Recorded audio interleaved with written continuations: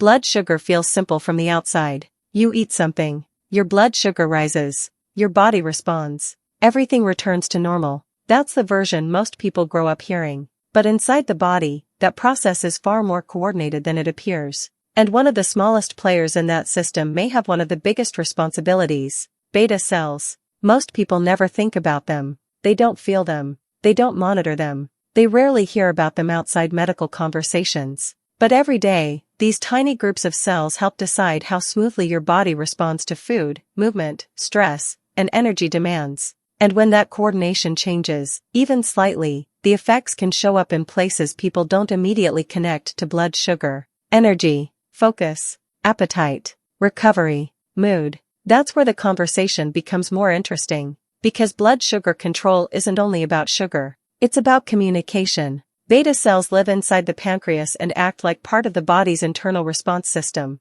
Their role isn't simply to react. Their job is timing. When food enters the system and glucose begins circulating, beta cells help determine how the body responds. Not too early, not too late, not too much, not too little. That balance matters more than people realize. Because everyday life constantly changes demand: breakfast, walking, stress, meetings, sleep, exercise. All of these create different energy conditions. And the body is always adjusting. When people imagine blood sugar regulation, they often picture a switch: high, low, on, off. But in reality, it behaves more like a conversation. Signals move, feedback changes, responses adapt, and beta cells sit near the center of that process. That doesn't mean they work alone. Other organs participate, hormones participate, muscles participate, the brain participates. But beta cells help coordinate part of the response. That's why two people can sometimes eat the same meal and describe completely different experiences afterward.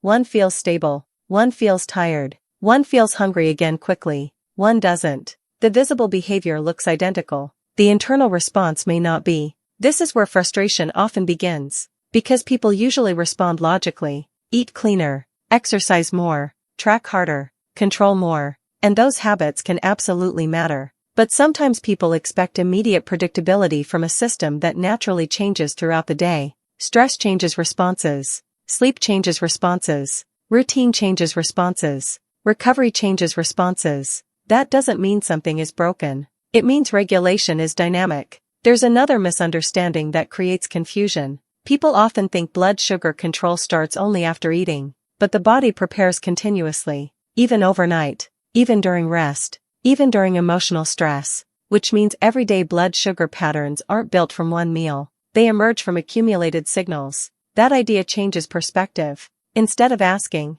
what food caused this, people begin asking, what conditions influenced the response? That shift reduces unnecessary blame, because biology rarely works in straight lines. Now imagine an orchestra. Beta cells aren't the entire performance, but they help keep timing. If timing becomes inconsistent, the audience hears the difference, even if every musician is still playing. That's often how people describe changes in daily energy and blood sugar. Not immediate failure, just less smooth coordination. And once coordination becomes harder, people often compensate. More structure, more monitoring, more restriction. But understanding comes before control. The real issue isn't simply blood sugar. It's how the body coordinates energy decisions across the day. That perspective matters, because it moves the conversation away from perfection and toward understanding. Beta cells aren't trying to create perfect numbers. They're participating in an ongoing balancing process influenced by sleep, movement, food, stress, and recovery.